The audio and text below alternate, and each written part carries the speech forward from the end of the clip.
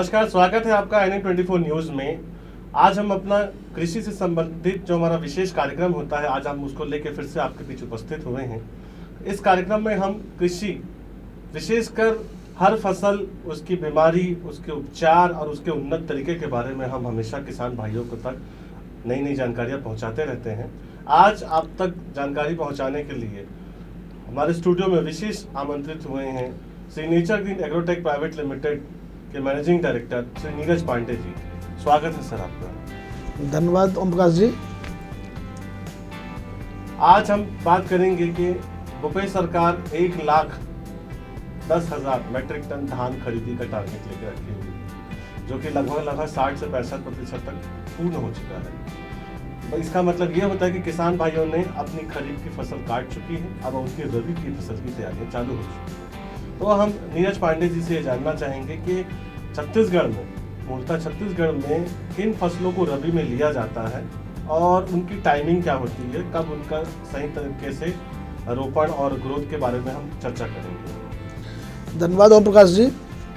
और आपके स्टूडियो के माध्यम से, चैनल के माध्यम से सभी अपने देश और प्रदेश के किसान भाइयों को तहे दिल से स्वागत और अभिनंदन करते हैं। ये नेचर ग्रीन परिवार हमेशा से किसानों के लिए, उनके साथ खड़े होने के लिए परमानेंट तैयार रहती है। हमेशा किसानों के साथ कदम से कदम मिला के चलने का ऐसा हमारा प्रयास है। बहुत ही विशेष कार्यक्रम आप जो रखते हैं, ये मुझे लगता है कि इससे किसान भाई मोटिवेट भी होते हैं और उनको सही समय पे सही जानकारियाँ भी मिल जाती हैं। जी। आपका उद्देश्य किसान को, खेती को आगे बढ़ाना, उनको एक नई टेक्निकल जानकारी देना, समय समय पे उनको जानकारियाँ प्रोवाइड कराते रहना, ये अच्छा आपका इनिशिएटिव है। मैं तहे दिल से आपका स्वागत करता हूँ इस प्रोग्राम में। और मैं आपको बताना चाहूँगा, जैसे कि आप अभी चर्चा कर रहे थे कि खरीफ का सीज़न ख़त्म हो गया है, फसल कट गई है और सरकार खरीद भी रही है। अब किसान खरीफ की फसल के बाद तैयारी कर रहे हैं रबी की फसल की। तो रबी फसल में प्रकाश जी आपको बताना चाहूँगा, बहुत सारी फसलें होती हैं और अलग अलग प्रदेश में अलग अलग तरीके की फसलें होती हैं। मूलतः मैं बात करता हूँ छत्तीसगढ़ में।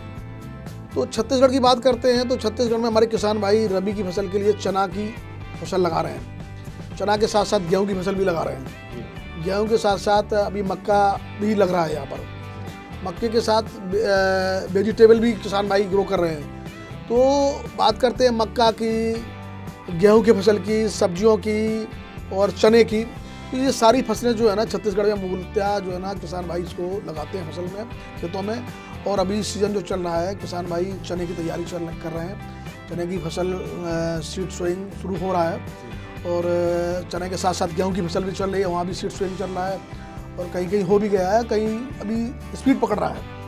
तो मैं आपको बताना चाहूँगा कि आज के परिवेश में आपने एक चीज़ देखा होगा कि दिन पर दिन लैंड कम होती जा रही है। आप देख रहे होंगे किसान भाई जो खेती कर रहे हैं, आज किसान की खेती का दायरा दिन पर दिन कम होता जा रहा है। कारण क्या है कि बड़ी बड़ी इंडस्ट्रीज, बड़े बड़े प्रोजेक्ट्स सरकार के लग रहे हैं।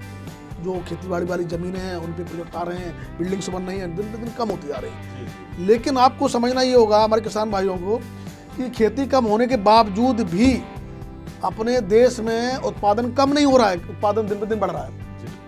और उत्पादन के साथ साथ ऐसी कंपनियां काम कर रही हैं कि उत्पादन के साथ साथ डिजीज रेसिस्टेंट, इंसेक्ट रेसिस्टेंट, है ना, बीमारियों से लड़ने की क्षमता, कीड़ मकोड़ों से लड़ने की क्षमता, ऐसे बीज की कंपनियां बना रही हैं ताकि किसानों को ज़्यादा से ज़्यादा फायदा हो, बीमारियां कम लगें, इंसेक्ट पेस्ट का अटैक कम हो।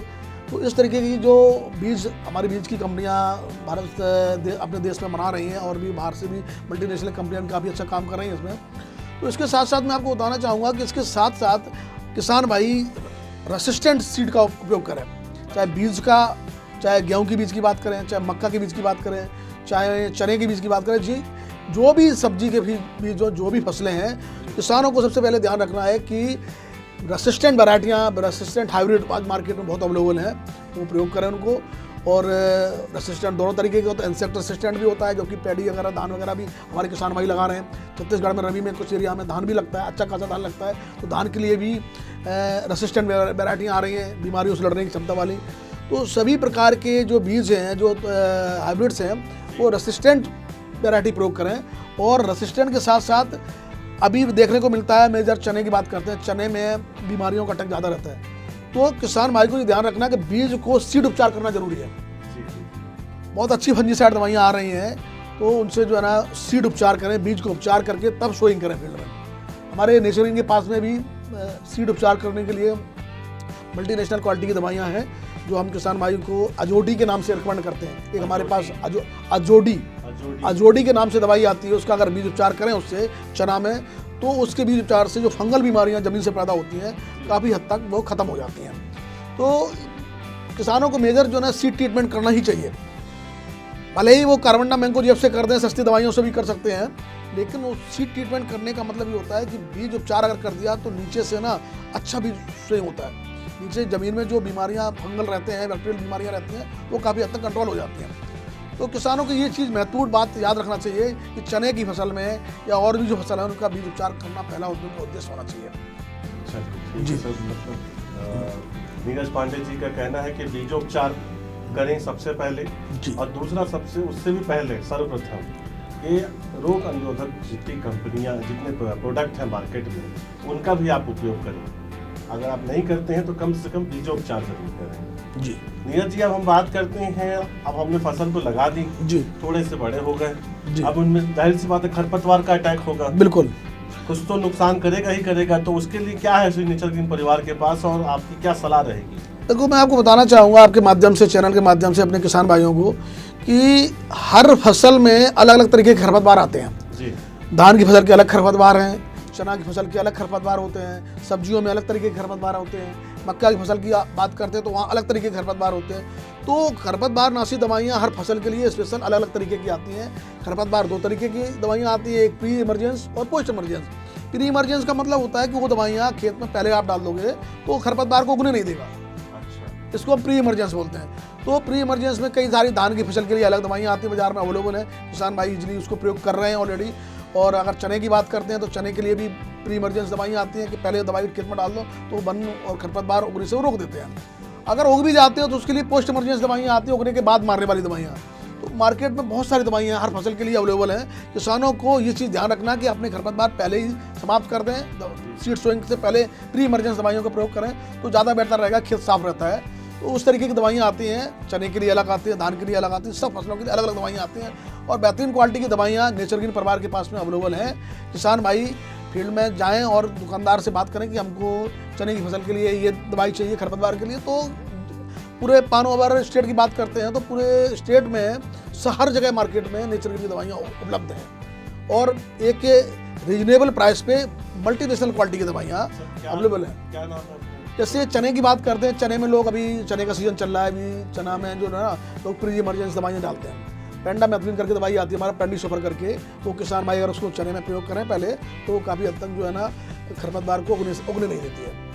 और उसके बाद अगर उगता भी है तो उसके लिए भी हमारे पास में बहुत सारी दवाइयाँ हैं, किसान भाई उसका प्रयोग करके अपने खेत को कंट्रोल कर सकते हैं। तो ये तो एक नॉर्मल वेस्ट पहले शुरुआत में खरपतवारों को ही कंट्रोल करते हैं, उसके बाद और भी सारी कहानियाँ होती हैं।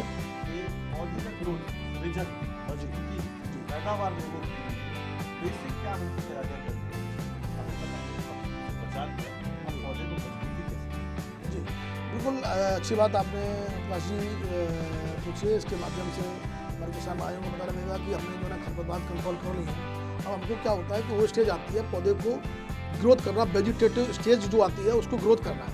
उसमें क्या होता है, कंसे बढ़ाने की बात होती है, रूट जोन डेवलप करने की बात होती है, पौधे की हाइट, ग्रोथ, टिलरिंग जो होती है ना वो करना समय उसका करने का समय आता है। उसके लिए हमारे पास नेचर ग्रीन के परिवार के पास में सॉइल किंग के नाम की एक दवाई आती है। आधा किलो प्रति एकड़ से लेके 1 किलो प्रति एकड़ तक हम उस दवाई का अगर खादों के साथ जो भी किसान भाई हमारे खाद डालते हैं, यूरिया या FYM है, किसी के साथ मिला कर डाल देंगे तो वो क्या करता है दवाई जो ना सॉइल किंग के नाम से जो दवाई आती है, वो दवाई नीचे रूट जोन पे काम करती है, पौधे की रूट को डेवलप करता है, रूट को, जड़ों को गहराई तक ले जाता है, सफ़ेद जड़ों का अच्छा विकास करता है। उसके साथ साथ जब जड़ों का विकास होता है तो उससे फिर कंसे बनते हैं पौधे के, ब्रांचिंग, हाँ ब्रांचिंग बनती है बढ़िया, और ज़्यादा कंसे निकलते हैं। तो सॉइल किंग नाम की जो दवाई है उसको किसान भाई आधा किलो से लेकर 1 किलो एकड़ तक प्रयोग करें और उसके बाद उसको देखो वेजिटेटिव ग्रोथ कैसी अच्छी होती है, टिलरिंग कितनी अच्छी होती है। ब्रांचिंग करने के लिए वो दवाई हमारी आज छत्तीसगढ़ में, न केवल छत्तीसगढ़ में, जहाँ भी हम कंपनी काम कर रही है पूरे ऑल ओवर स्टेट, जहाँ भी हमारे डीलर नेटवर्क है, वहाँ सब जगह किसानों को वो दवाई बेहतरीन रिस्पॉन्स दे रही है। और छत्तीसगढ़ में आज की डेट में सॉइल किंग हमारा ब्रांड बना हुआ है, तो किसान भाई इसको प्रयोग कर रहे हैं। उससे क्या है, पौधे का ग्रोथ जो है ना बहुत अच्छा आ रहा है, हाइट, हरापन, पौधे के अंदर पीलापन खत्म कर देता है जो भी पौधे। सॉइल किंग जो प्रोडक्ट है आपका, हाँ, पर्टिकुलर किसी फसल के लिए है कि सभी के लिए? ये सॉइल किंग जो है ना, ये सॉइल ट्रीटमेंट के लिए है। ये मतलब ये जितने भी मिट्टी में फसलें होती हैं ना, सब पे काम करता है। हाँ, वो मिट्टी को इतना स्ट्रॉन्ग बनाता है कि मिट्टी के अंदर जो न्यूट्रिएंट्स पहले से पड़े रहते हैं उनको भी एक्टिवेट कर देता है, वो भी पौधे को मिलना शुरू हो जाता है। किसी भी प्रकार की कोई फसल हो, मल्टीपर्पज प्रोडक्ट है। अभी आप गेहूं का सीजन चल रहा है, आप देखेंगे गेहूं में जहां भी किसान भाई सॉइल किंग को खेत में डाल रहे हैं तो गेहूं पीला नहीं पड़ सकता, एकदम बढ़िया हरा लंबा ग्रोथ करेगा, बढ़िया कल से भी अच्छे आएंगे और पीला नहीं पड़ेगा। अगर सॉइल किंग किसान प्रयोग करता है तो गेहूं की रंगत ही अलग उसको देखने को मिलेगी, जिस खेत में डला है उसका और जिसमें नहीं डला है उसका आप अंतर देखेंगे। तो सॉइल किंग एक जबरदस्त ब्रांड के रूप में उभरा हुआ है छत्तीसगढ़ में। तो आप चने में शुरुआत में कलसा बढ़ाना है तो सॉइल ट्रीटमेंट के साथ मिला के डाल सकते हैं उसको। और धान में तो ऑलरेडी बहुत प्रयोग हो ही रहा है छत्तीसगढ़ में, बहुत अच्छी मात्रा में धान में किसान प्रयोग कर रहे हैं उसको और किसानों को बहुत अच्छा रिजल्ट मिल रहा है सॉइल किंग का। अभी में मेजर जो है ना चने की फसल स्टार्ट हो रही है और गेहूं का फसल हो रहा है स्टार्ट, गेहूं का फसल और मक्का का भी स्टार्ट हो रहा है। तो किसान भाई इस प्रैक्टिस को खादों में मिला के या गोबर खाद मिला के या रेती में मिला के किसी में मिला के आधा 1 किलो एकड़ में डाल सकते हैं और 15 दिन के अंदर उस खेत की रंगत अलग देखने को मिलेगी। तो ये वो नीचे से ग्रोथ करने वाला हो गया, जड़ से ताकत देने के लिए मिट्टी से भोजन जो मिलता है पौधे को, वहाँ सॉइल किंग का काम होता है। उसके साथ साथ एक तो खाना 2 तरीके से दिया जाता है पौधे को, आप देखेंगे एक जड़ के द्वारा मिट्टी के द्वारा देते हैं और दूसरा ऊपर से फोलियर स्प्रे करने के साथ देते हैं। पौधे 2 तरीके से भोजन बनाते हैं, आपको पता ही होगा ऑलरेडी कि पौधा जमीन से भी भोजन बनाता है और पत्तों के माध्यम से भी बनाता है। तो हमने जमीन में तो सॉइल किंग का प्रयोग कर लिया। कभी कभार क्या होता है कि किसान भाई नहीं कर पाए प्रयोग अगर उस चीज़ को, तो खेत कमजोर दिख रहा, तो हम लोग क्या है, हमारे पास नेचर के पास में बीटा प्लस नाम की एक दवाई है, उसका आधा लीटर प्रति एकड़ उसका स्प्रे भी कर देंगे ना तो 10 दिन के अंदर से 2 बार स्प्रे कर देंगे तो पौधे की फिर भी रंगत अलग मिलेगी। अगर किसान भाई सॉइल ट्रीटमेंट करना भूल गए हैं तो स्प्रे कर सकते हैं उसका। बीटा प्लस हमारा एक जबरदस्त ब्रांड बना हुआ है छत्तीसगढ़ में और किसान भाई उसको अच्छे तरीके से प्रयोग कर रहे हैं, चाहे वो सब्जियों में हो, चाहे धान में हो, चाहे अभी चने का सीजन आ रहा है अरहर में, चने में, गेहूं में, तो बीटा प्लस का प्रयोग कर सकते हैं ताकि जो है ना अपनी ब्रांचिंग, टिलरिंग और हरापन लाने के लिए हम इसको हाँ सरसों में भी कर सकते हैं, कोई इशू नहीं है। वो तो मल्टीपर्पज चीज़ें हैं, जो मैंने आपको सॉइल किंग की बात करी और बीटा प्लस की बात करी, ये दोनों ही प्रोडक्ट जो मार्केट में है वो दोनों ही प्रोडक्ट मल्टीपर्पज क्रॉप के लिए हैं, सभी क्रॉप में वो काम करेंगे। वो इम्यून बूस्टर का भी काम करता है, जो बीटा प्लस होता है वो इम्यून बूस्टर का काम करता है, पौधे के अंदर जो है एक शक्ति देता है, उससे लड़ने की शक्ति भी देता है बीमारियों से, इंसेक्ट से, तो ताकत आती है शरीर के अंदर। तो बीटा प्लस का आधा या 500 ml प्रति एकड़ किसान भाई को जरूर प्रयोग करना चाहिए, स्पेशली चने में। अभी चने की जो फसल आ रही है उसमें, मक्के में, चने में या वेजिटेबल, बिल्कुल। अभी आप देखेंगे तो राजनांदगांव से लेके कवर्धा बेल्ट पूरा है, मुंगेली बेल्ट, यहाँ पर चना काफ़ी अच्छी मात्रा में हो रहा है। तो यहाँ किसान भाइयों को हमारा ये फसल की ग्रोथ करने के लिए, बढ़वार करने के लिए सॉइल किंग को और बीटा प्लस को प्रयोग करना ही चाहिए किसी भी हालत में। अगर वो करते हैं तो डेफिनेटली वो अपनी फसल दूसरे फसल से, दूसरे किसानों से ज़्यादा पाएंगे, ये 100% गारंटी इस बात की। ये ग्रोथ की बात है कि ग्रोथ कैसे करते हैं पौधे में, ये चीज़ के बारे में जैसा बताया इन्होंने जी पांडे जी ने कि हमारे पास 2 तरीके होते हैं। अब हम आगे बात करेंगे, फसल ग्रोथ हो गया है, हम थोड़ा एडवांस आगे चलते हैं। अब कीट पतंग और बीमारियां जी, ये 2 चीज़ें सर जो किसान के उम्मीदों को ना चूर कर देता है। बिल्कुल। तो क्या ऐसा उसको जानकारी के लिए प्रति सजग होना चाहिए, क्या उसको पहले से मालूम होना चाहिए, कैसे वो अपने फसल को भापें, उसकी तकलीफों को भापें और अपने पैदावार को प्रभावित ना होने दें, इसके बारे में मेरे को आप प्लीज़ बताइए हमारे दर्शकों को। जी ओमप्रकाश जी,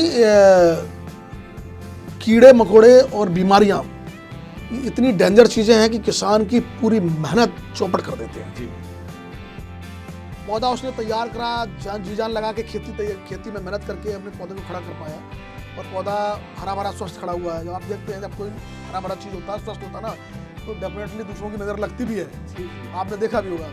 तो डेफिनेटली बीमारियां भी अटैक वहाँ आती हैं और कीड़े मकोड़ों का भी अटैक आता है।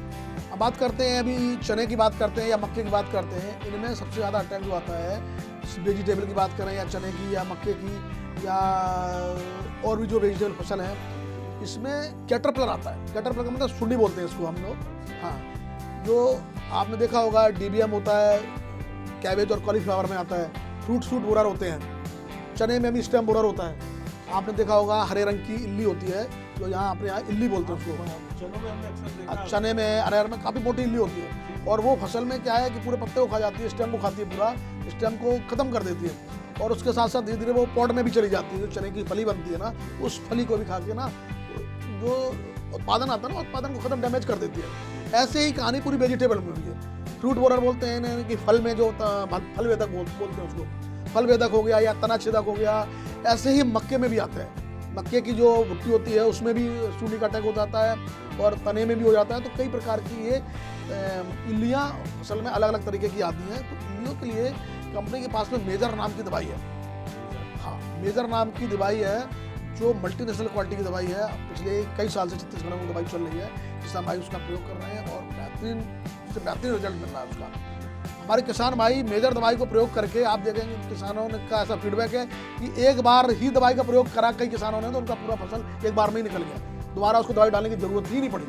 अक्सर कर क्या होता है, किसान भाई दो बार तीन बार दवाइयाँ डालते हैं खेत में, लेकिन पिछले 2-3 साल से मैं देख रहा हूँ कि जो किसान भाई मेजर का प्रयोग कर रहे हैं, वो किसान भाई एक बार दवाई डालने से ही पूरी फसल काट ले रहे हैं। इतना अच्छा रिस्पॉन्स उसका मिल रहा है कि, और आज की डेट में मेजर जो है ना, छत्तीसगढ़ में एक अच्छा ब्रांड बना हुआ है कवर्धा बेल्ट में, जहाँ भी चना होता है। और बात करते हैं जहाँ भी मक्का हो रहा है, मक्के में बहुत अच्छा रिस्पॉन्स कर रहा है। तो मल्टीनेशनल क्वालिटी की दवाई है मेजर। किसान भाइयों को सजेस्ट करूंगा कि आने वाले समय में चना की फसल में, रहर की फसल में, सब्जियों में, जहाँ भी सूंडी, जहाँ भी इल्ली दिखाई पड़े, जहाँ भी कैटरपिलर दिखाई पड़े, उसका बेझिझक होकर इस्तेमाल करें। और गारंटी के लिए कंपनी उसके पास बैठी हुई है, कहीं भी रिजल्ट नहीं आता उसके लिए कंपनी बैठी। इतना बेहतरीन रिस्पॉन्स है, तो किसानों को बताऊंगा कि मेजर दवाई का जरूर प्रयोग करें। और उसके साथ साथ हम और भी दवाइयाँ देते हैं। एक स्कॉट नाम की दवाई आती है, एक स्टेम्बी नाम की दवाई आती है। स्कॉट, स्टेम्बी और मेजर, ये 3 दवाइयाँ हम लोग वेजिटेबल में, चना में और सारे जहाँ भी सूंडी आती हैं उन सब जगह कैटरपिलर के लिए हम दवाई रिकमेंड करते हैं। और पिछले कई सालों से ये दवाइयाँ बेहतरीन रिस्पॉन्स दे रही हैं बाजार में, और किसान के लिए चहेती बनी हुई है। गेहूँ में इंसेक्ट का अटैक बहुत ही नॉमिनल होता है। उनमें भी हम जो है ना, गेहूँ में नॉर्मल सी दवाई जैसे क्लोरोसाइपर वगैरह आता है या क्लोरोसाइपर वगैरह आता है, हम इन दवाइयों का प्रयोग करके नॉर्मल, गेहूँ में इल्ली का अटैक बहुत कम आता है नॉर्मल से आता है, लेकिन इल्ली का अटैक सबसे ज़्यादा आता है वेजिटेबल में और चने की फसल में, रहर की फसल में और मेज की फसल, मक्के में। तो किसान भाइयों को वहाँ ये दवाइयाँ प्रयोग करनी है। और गेहूँ की फसल में अगर इस तरीके का तना छेदक नहीं दिखाई पड़ता है, तो वहाँ क्लोरोसाइपर वगैरह पर क्लोरोसाइपर आता है, तो उस किसान को सस्ती दवाइयाँ होती हैं, उनको प्रयोग कर सकते हैं और उससे उनको उतने में ही लाभ मिल जाएगा। तो किसान भाइयों को जो इल्ली की बात हुई, कीट पतंगे की बात हुई, ये और नॉर्मल सा कहीं सकिंग पेस्ट भी ढूंढने को मिल जाता है कभी कभार। कहीं काले मच्छर, बुरे मच्छर देखने को मिलते हैं सब्जियों में, और स्पेशली सब्जियों में ज़्यादा मिलते हैं। चने में इसका प्रकोप कम होता है। तो जहाँ भी अगर दिखाई पड़ते हैं तो नॉर्मल सी दवाइयाँ, एक हमारे पास में लारा नाम से दवाई आती है, 100 ग्राम प्रति एकड़ लेके उसका स्प्रे कर सकते हैं, तो वो सकिंग पेस्ट जो भी रहते हैं वो भी खत्म हो जाते हैं।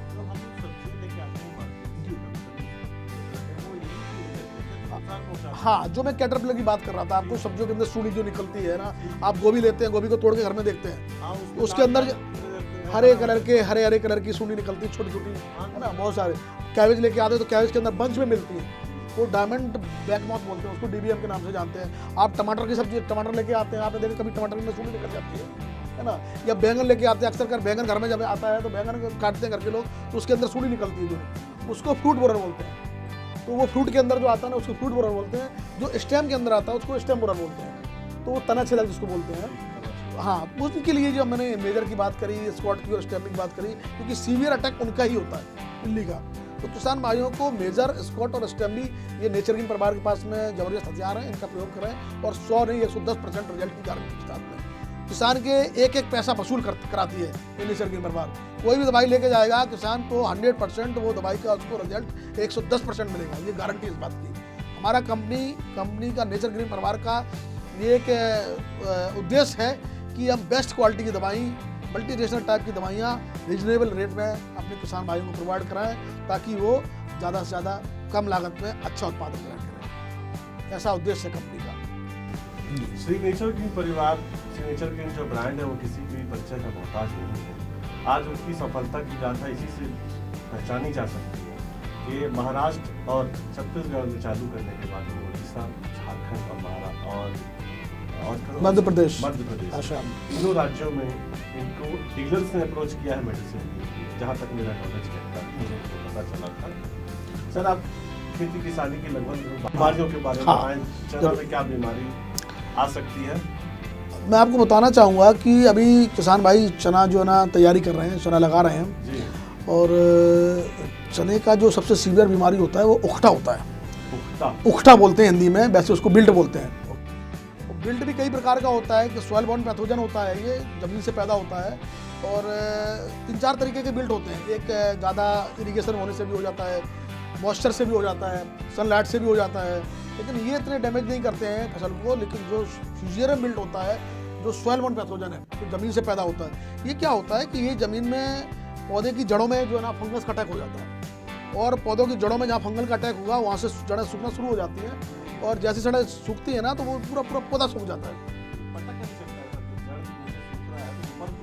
हाँ, जब जड़ सूखती है तो जड़ से सीधा पौधे पर असर दिखता है ना, पौधा झुलस जाता है, झुलस सूख जाता है। ये खेत में अलग से दिखाई पड़ेगा आपको कि हाँ बिल्कुल सामने दिखता है कि खेत के पूरा पूरा जो ना पैचेस जाते हैं। आपने देखा कि बड़े बड़े छल्ले के रूप में उस जगह पे बिल्ट आ गया तो पूरे पूरे पौधे सूख जाते हैं। तो ये जो है ना चने की फसल में मैं आपको बताना चाहूँगा बहुत ही सीवियर बीमारी है। इसको क्या करना चाहिए, जो मैंने आपको फर्स्ट टाइम स्टार्टिंग में बात कही थी कि सीड ट्रीटमेंट करना बहुत ज़रूरी है। यहाँ जो ज़मीन से बीमारियाँ आती हैं, जो ज़मीन में फंगस रहता है, उस फंगस के लिए सॉइल ट्रीटमेंट करना बहुत ज़रूरी है। अभी भी हमारे किसान भाई चने की फसल करते हैं, चने की फसल में सीड ट्रीटमेंट नहीं करते हैं। बहुत प्रोग्रेसिव फार्मर है, अच्छे फार्मर हैं, वो कर रहे हैं, लेकिन अभी ये रूटीन में नहीं आया कि चने का बीज जितना भी डालो सीड ट्रीटमेंट करके डालो।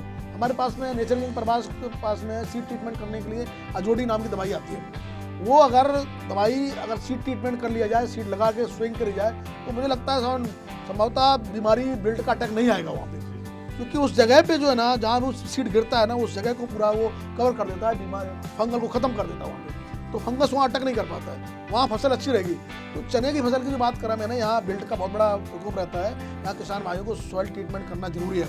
अगर सॉइल ट्रीटमेंट नहीं हो पा रहा है तो फिर हमारे पास नेचर किंग के पास में कई प्रकार की बेहतरीन दवाइयाँ हैं जो स्प्रे करने से भी रोका जा सकता है। तो अजोडी का हम स्प्रे भी कर सकते हैं और एक अजोटी के नाम की दवाई आती है ना, उसका भी हम स्प्रे कर सकते हैं। ये दोनों ही दवाइयाँ बीमारी को कंट्रोल करने के लिए काफ़ी हद तक प्रतिबद्ध हैं और हमारी उम्मीद ये रहती है कि नेचर किंग परिवार जितनी भी दवाइयाँ मार्केट में दे, उसमें 100 नहीं 110% किसानों को रिजल्ट मिलना चाहिए, किसान खुश होना चाहिए।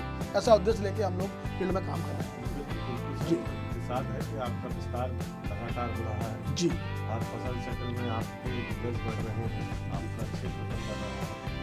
तो सर, आप इन राज्यों में आज स्थापित हो रहे हैं, तो मैं आपसे एक बात जानना चाहूँगा, छत्तीसगढ़ हो, मध्य प्रदेश हो, झारखंड, उड़ीसा, महाराष्ट्र, किसानी को अब लोग क्या समझते हैं? किसानी को किस क्षेत्र में देखते हैं? किसानी में क्या योग की श्रेणी में अब आ सकता है? क्या एक किसान सजग हो जाए, सरल हो जाए, जागरूक रहे, तो क्या वो मतलब मल्टीनेशनल कंपनी में काम करने वाले इतना पैदावार, इतना पैसा कमा सकता है? मैं आपको बताऊं ओमकार जी, ये बहुत ही अच्छा आपने क्वेश्चन किसानों के लिए दिया है। आज के परिवेश में खेती केवल खेती ही नहीं रही है।